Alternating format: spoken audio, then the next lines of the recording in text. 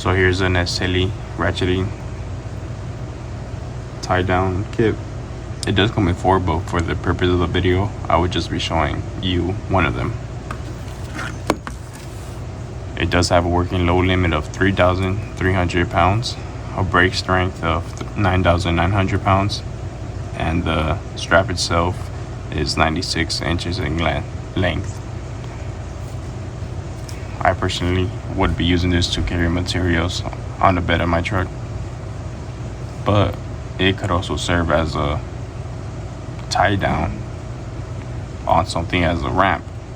So I'll be showing you shortly how I tie down my car to keep it from falling off or slipping down the ramp, just for as a extra precautions measure. But here's a closer look at it. It appears that it is coated with something to prevent it from rusting. Here's the hook, 5/16 G70 forged.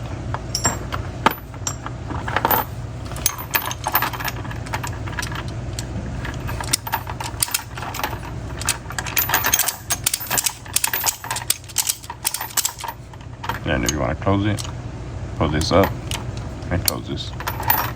And to release it, you just push this one in here at the same time. You could just pull out the strap so it won't be stuck in there.